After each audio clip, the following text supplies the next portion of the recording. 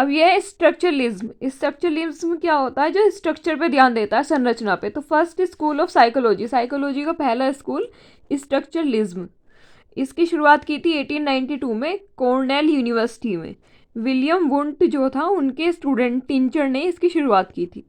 Inspection मतलब अंत निरीक्षण करना चाहिए, मतलब ये कहते हैं बच्चे का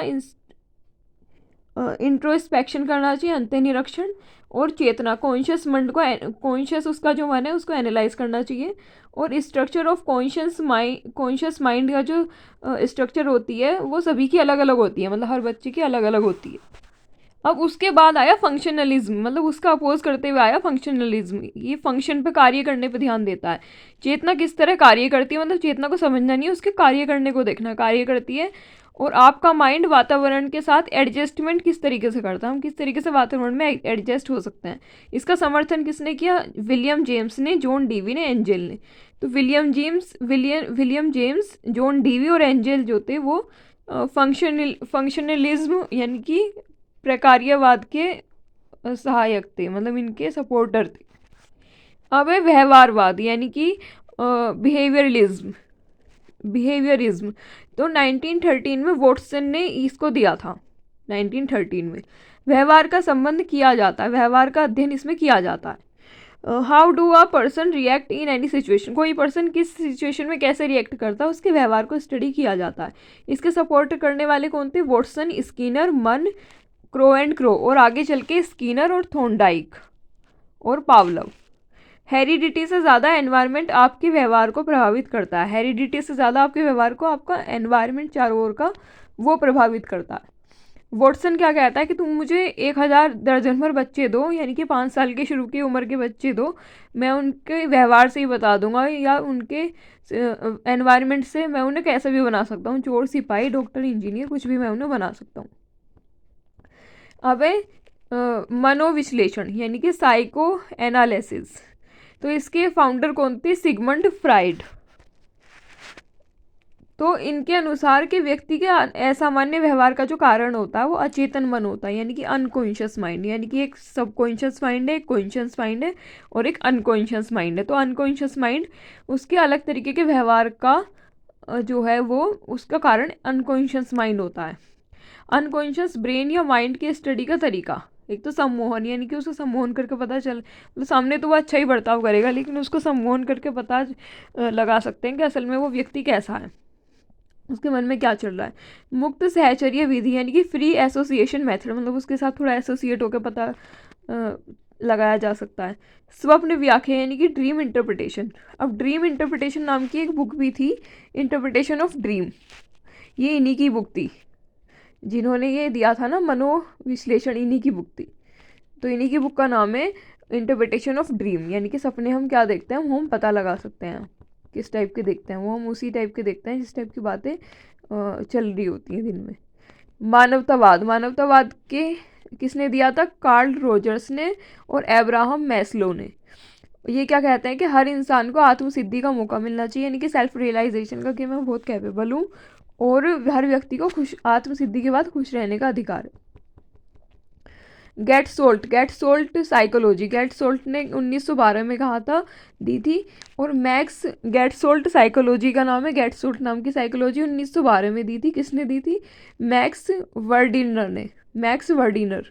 को फाउंडर कौन थे? Kohler, Koffka, Kurt Lewin. Gestalt एक जर्मन शब्द से लिया गया है जिसका मतलब होता है होल, यानी कि समग्र। गेस्टाल्ट वर्ड का मीनिंग क्या होता है? होल यानी कि संपूर्ण, समग्र यानी कि संपूर्ण होता है। संज्ञानवाद यानी कि कॉग्निटिविज्म, ये ब्रूनर और जॉन व्हीलर ने दिया था।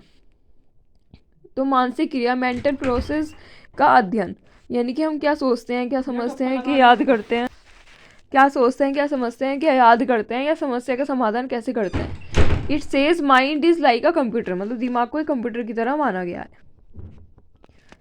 अब अगला है कंस्ट्रक्टिविज्म, मतलब निर्मितवाद या रचनावाद, यानी कि बच्चे सक्रिय एक्टिव रहकर अपने ज्ञान का निर्माण खुद ही, मतलब ये कहते हैं बच्चे अगर एक्टिव रहें तो वो अपनी नॉलेज का निर्माण खुद कर सकते हैं।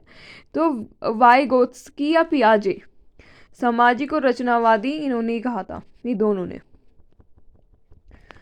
अब क्वेश्चन देखो, क्वेश्चन क्या है, गेस्टाल्ट का मानना क्या है। तो गेस्टाल्ट का क्या मानना है, पहला तो है कि we tend to receive stimulate not as an individual unit but as a organized whole. मतलब हम उत्तेजनाओं को अलग अलग इकाइयों के रूप में नहीं बल्कि एक संगठित पूरे रूप में ही रखने की प्रवृत्ति रखते हैं। ये क्या है, संपूर्ण महत्वपूर्ण है, इसके हिस्से इंपॉर्टेंट नहीं है, मतलब पूरा ही चीज़ इंपॉर्टेंट है, उसके पार्ट्स इंपॉर्टेंट नहीं है, ये गलत स्टेटमेंट है। संपूर्ण एक अर्थपूर्ण वस्तु निर्माण करता है जो साथ जोड़े गए उनके भागों से भिन्न होता है, तो ये सही है। तो और डी ऑप्शन था कि लास्ट ऑप्शन क्या था कि ये दोनों, ये क्या, तो इसका आंसर यही वाला है कि हाँ ए और सी दोनों सही है। अब ये कार्यात्मक यानी कि फंक्शनलिज्म किसने दिया था, फंक्शनलिज्म दिया था विलियम जेम्स ने। और टिंचर ने क्या दिया था, स्ट्रक्चरलिज्म।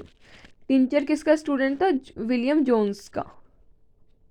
एक सेकंड देखती हूँ।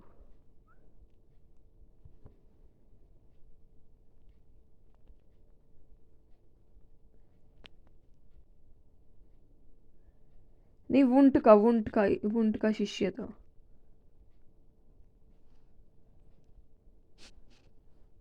वुंट इसका, इसके स्टूडेंट ने, टिंचर ने दिया था स्ट्रक्चरलिज्म, और इसका जो जेम्स था, जेम्स ने दिया था फंक्शनलिज्म।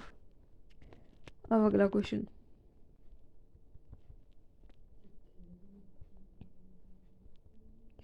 फ्री एसोसिएशन तकनीक संबंधित है मनोविश्लेषण से।